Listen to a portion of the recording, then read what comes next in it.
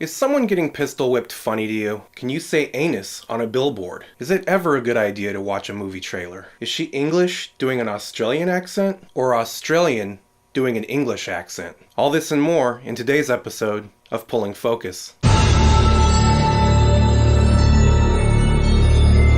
Hello fellow cinephiles, what is up? My name's Lou and today we're going to be laughing uncomfortably with 3 billboards outside Ebbing, Missouri. Man, that is one challenging film title.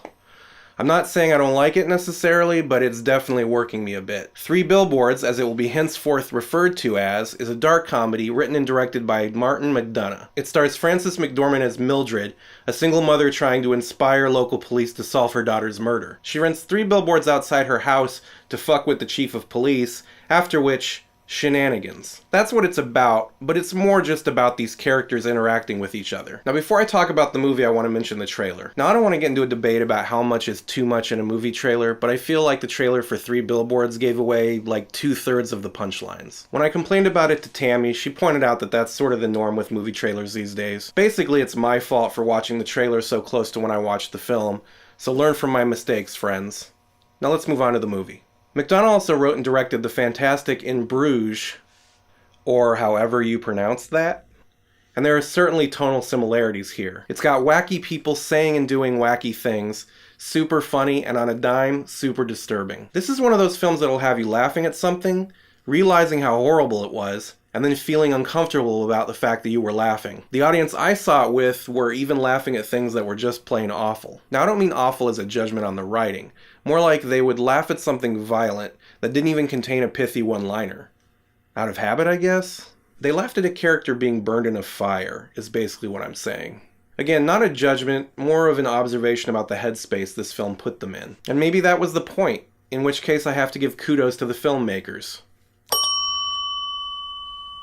The acting goes a long way in helping this film work. McDormand is unstoppable here, which comes as no surprise, she's always top-notch. Sam Rockwell was also his usual scene-stealing self, playing maybe the dumbest cop I've ever seen. Rockwell is definitely one of my favorite actors, and he was slaying dragons here. Caleb Landry Jones, who's most recognizable to me from Jordan Peele's Get Out, did a great job as the guy who rents the billboards to Mildred. His delivery of the word anus is sublime. And Woody Harrelson is solid as Chief Willoughby. Oddly, I especially like the way he chose to perform his narration late in the film. If I say anything else about that, I'll spoil some shit, so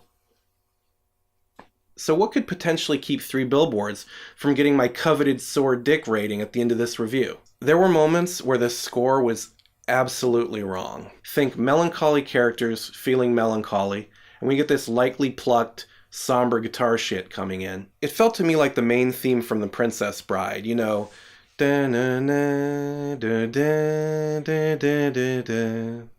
mix it with The Wings from the Brokeback Mountain soundtrack, you'll get what I'm saying. Now, The Princess Bride and Brokeback Mountain both have killer scores, and this hurts me because Carter Burwell is a really solid composer. Story time. Years ago when I was living outside of Atlanta, I worked at a department store called Von Maur. If you haven't been to a Von Maur, think like Macy's or Nordstrom, like high-end retail clothes, perfumes, shit like that. Anyways, on the weekends they'd have this piano player come in and do live music, and this dude would rock the house. One morning he started playing this piece of music, and it got me genuinely choked up. Like I was feeling feelings while working at this fucking department store. It was really beautiful. So good, in fact, that I power walked the escalators 3 floors down to the first floor to ask him what the fuck he was playing. I probably phrased it a little more politely than that. Fucking Bella's Lullaby from the Twilight soundtrack by goddamn Carter Burwell. So the guy can kick asses. He's done a ton of great work, but in 3 Billboards, I just wasn't on board. Fuck. Pun kind of intended. Another mark in the con category was Abbie Cornish as Chief Willoughby's wife. She has 3 major scenes, and each time I just couldn't hang. I don't know, weird fucking accent thing happening. I remember liking her years ago in Ridley Scott's A Good Year with Russell Crowe and the Vineyards, but against the great acting in this movie, 3 Billboards seems to be about hope as much as a lack of resolution. The good guys can do bad things, and the bad guys can do good things. Hope in the face of chaos and uncertainty. That's what I got out of this film. Also, watching Frances McDormand crotch kick high schoolers, it's kinda hilarious. If the story is more important than the characters, this ain't the one for you. But for me, I'm not 100% sure, but I think that's quicksand under the car seat.